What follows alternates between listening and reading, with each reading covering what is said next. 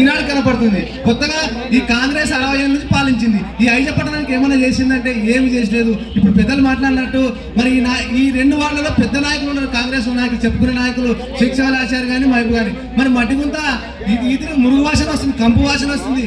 మరి ప్రజలు ఉండలేని పరిస్థితి. 2 ఏళ్ళ వాళ్ళ ప్రభుత్వం వచ్చి మరి 20 కోట్లు వచ్చినాయి అంటున్నాడు. మరి ఏడ పని మొదలుపెట్టిరు చెప్పండి. మేము పెద్ద నాయకులు అని చెప్పుకుంటారు, మరి ఇప్పుడు మేనిఫెస్టో విడుదల చేస్తున్నారు అంటే దేనికోసం మేనిఫెస్టో? ఇప్పుడు 2 ఏళ్ల కాలం దాటిపోయింది మీ ప్రభుత్వం వచ్చి, ఒక్క పని మొదలు పెట్టలే. మళ్ళీ ఇప్పుడు కొత్తగా వేషం వేసుకొని రంగులు వేసుకొని మేనిఫెస్టో వేసుకొని వస్తే అంటే నీ మేనిఫెస్టో ఎవడు కావాలా? ఏం అభివృద్ధి చేస్తున్నావని ఇవాళ ఈ పట్టణం నుంచి మేము ప్రశ్నిస్తున్నాం ఇక్కడ ఉన్నటువంటి కాంగ్రెస్ నాయకులని. మరి చూస్తున్నాము, మరి గతంలో కూడా బీఆర్ఎస్ పార్టీ ప్రభుత్వంలో ఉన్నప్పుడు కేసీఆర్ గారు ముఖ్యమంత్రిగా ఉన్నప్పుడు జరిగిన పట్టణాల అభివృద్ధి తప్ప ఈరోజు ఈ కాంగ్రెస్ పాలనలో వచ్చి 2 సంవత్సరాలు అయితే కూడా ఒక్క తట్టడం మన్న వేయలేదు, ఒక డ్రైనేజ్ వేయలేదు, ఒక సీసీ రోడ్ వేయలేదు, ఒక లైట్ వేయలేదు. మరి ప్రజలకు మంచి నీళ్ళు సరఫరా చేయని పరిస్థితి. ఇంకొక దౌర్భాగ్యమైన పరిస్థితి ఏంటంటే ఇవాళ రైతులు అల్లాడుతున్నారు. ఇవాళ రైతులుగా మరి కాంగ్రెస్ ప్రభుత్వం వచ్చిన 100 రోజుల లోపలనే ఏం చెప్పింది? మేము వస్తే 15,000 ఎకరాకి ఇస్తామని చెప్పింది. 15,000 ఎకరాకి ఇచ్చిరా? ఇయ్యలే. 12,000 ఇచ్చింది, అది కూడా 2 సార్లు ఎగరగొట్టినారు. ఇంకో దౌర్భాగ్యమైన విషయం ఏంటంటే ఇంత పెద్ద మండలం, ఇంత పెద్ద పట్టణం మైసలో యూరియా సరఫరాలే చేయలేనటువంటి దుర్మార్గమైన ప్రభుత్వం ఏదైనా ఉందంటే ఈ రేవంత్ రెడ్డి ప్రభుత్వం. ఆనాడు చూస్తే 60 ఏళ్ల కాలంలో కాంగ్రెస్ పాలనలో ఏం చూస్తుంది? ఆ యూరియా కోసం చెప్పులు లైన్లో పెట్టి మరి పడిగాపులు కాస్తుంది. మీ తాతలు దుప్పళ్ళు కప్పుకొని పోయి లైన్లో పడితే నిలబడినటువంటి పరిస్థితిని 60 చూస్తుంది. మళ్ళీ ఇప్పుడు చూస్తున్నాం. అంటే కాంగ్రెస్ అంటేనే మరి కరువు వస్తుంది, కాంగ్రెస్ అంటేనే చెప్పుల లైన్లో ఉంటాయి, కాంగ్రెస్ అంటేనే అవినీతి, కాంగ్రెస్ అంటేనే కమిషన్లు, కాంగ్రెస్ అంటే కళ్ళబొల్లి మాటలు తప్ప అభివృద్ధి శూన్యం. 60 ఏళ్ల పాలనలో ఈ తెలంగాణ రాష్ట్రాన్ని మోసం చేసిందే కాంగ్రెస్, ఈ తెలంగాణ రాష్ట్రాన్ని నాశనం చేసిందే కాంగ్రెస్. ఇవాళ కేసీఆర్ గారి నాయకత్వంలో 14 ఏళ్ల పోరాటం, నీళ్లు నిధుల నియామకాలతో తెచ్చుకున్న తెలంగాణ రాష్ట్రం మరి ఈనాడు మరి ఐజపట్టణము కూడా 10 ఏళ్ల కాలంలో ఎంతో అభివృద్ధి జరిగింది. ఇవాళ సెంట్రల్ లైట్ వచ్చిందంటే బీఆర్ఎస్ కేసీఆర్ గారి నాయకత్వమే. ఇవాళ సెంటర్ డివైడింగ్ కానీ లైట్ కానీ ఇవాళ మాణిక్యంలాగా మెరుస్తుంది. ఇవాళ అత్యాధునిక ఆధునీకరించిందంటే మరి పట్టణాన్ని కేసీఆర్ గారి ప్రభుత్వమే కదా. మరి ఇప్పుడున్న కాంగ్రెస్ నాయకులు ఈ నియోజకవర్గ మాజీ ఎమ్మెల్యే వచ్చి చెప్తా ఉన్నాడు, మాకు ఖచ్చితంగా ఓటు వేయాలి, వేస్తేనే అభివృద్ధి చేస్తామంటారు. ఇక మీకు వేసిన ప్రభుత్వం ఉంది కదా, మీదే ఏం అభివృద్ధి చేసిరు?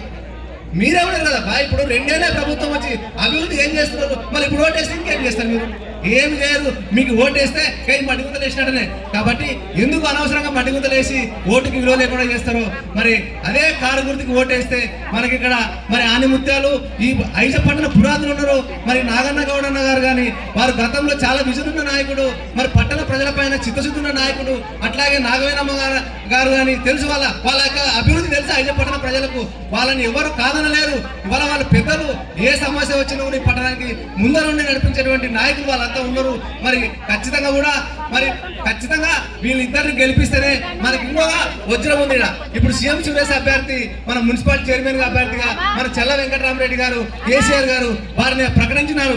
మరి ఇవాళ సీఎం సురేష్ గారు కూడా మంచి యువకుడు, మరి ఉత్సాహవంతుడు, మరి కొంచెం తిరుగుతున్నాడు.